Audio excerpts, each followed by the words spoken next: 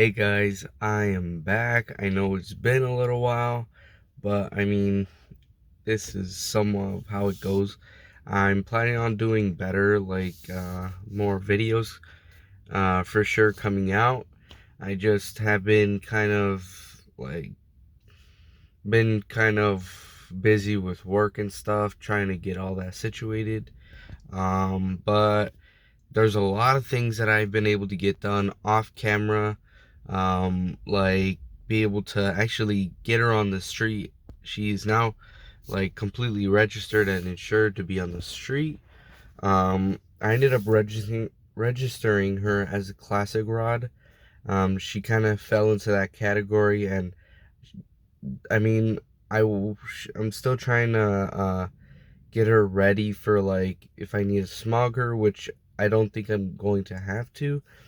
But as a classic rod, I don't have to. All I have to do is keep an eye on my odometer, make sure it doesn't go over 5,000 miles. But if I do, I'd have to technically get her smogged. But for now, the car is driving. She did the first time we did drive her. She almost overheated, but we were able to get her back home and drive her back home and kind of just wait. And that day I ended up being able to fix, or no, it was the next day. I was able to fix the overheating issue, and luckily that day was this in E46 meet, and I was actually able to get the alignment done that day also, and make it to the meet. It was so cool. That was at the beginning of the month, or yeah, more towards the beginning of the month.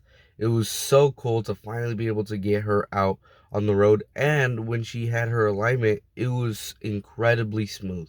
The car was super nice. It felt almost like a brand new car. But yeah, I ended up being able to fix the car. We ended up driving her there. But during that time, she ended up having a gas leak. Yeah, you heard that right. It was a gas leak in the rear. The gas tank was overflowing, kind of. I don't know how to explain it. The pump would kind of like push the gas out from the top of the pump, and it was because the seal that I had, or I didn't even have a seal. It was pretty much just sitting on top, and it was not loose. It was tight on, but it wasn't enough to keep the gas from coming out. So I ended up getting a new seal, putting it on. I still don't know for sure if it stopped the leak. I would have to fill the car up with gas, at least to a full tank, to see if she's leaking more or less, whatever. But now she has a seal, so I don't think I'm running into that gas leak anymore. I shouldn't have that problem anymore. I replaced a few things like the grills, and like I ended up buying an OEM M Sport knob. I've been wanting that shift knob for so long. Ever since I had my car, I've been wanting an M Sport steering wheel and an M Sport shift knob, and now I have both. I am so happy.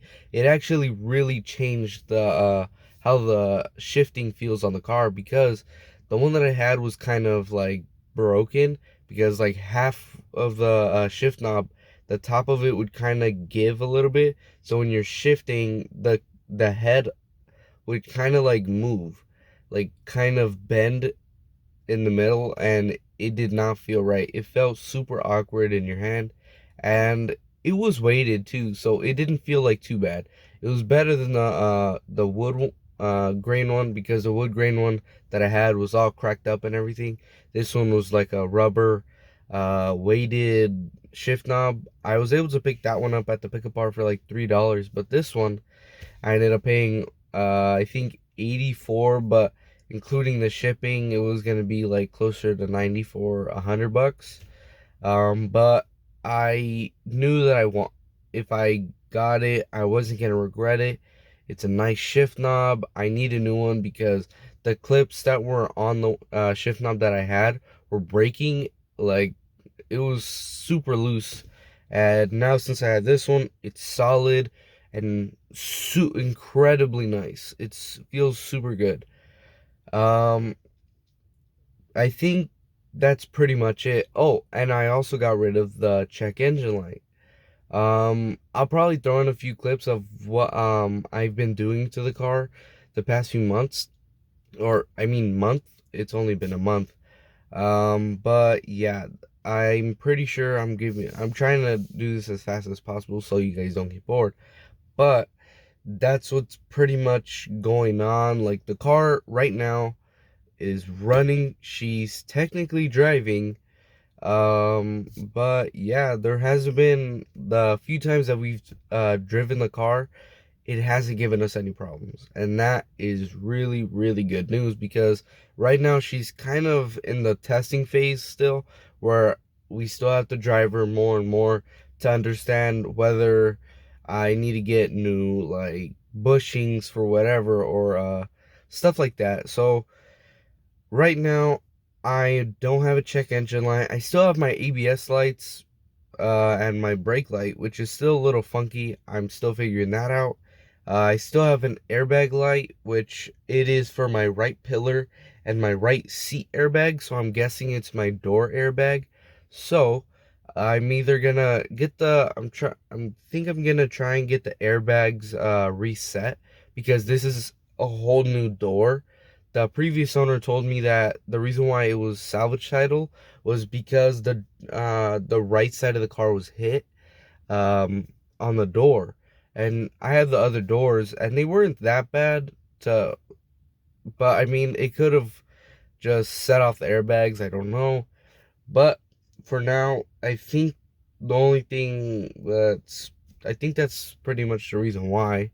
But I mean, of course I'm gonna get it fixed. I don't know what I'm gonna do still. I think my main concern right now is my ABS, and then I'll work onto the airbags. Not only because it's really expensive to work on the airbags if I have to buy a new one, but I think I'm kind of getting the ABS. I'm trying to learn that stuff. But yeah, that's pretty much it. I hope you guys enjoy the next few minutes of this video, and I'll see you guys later. Bye.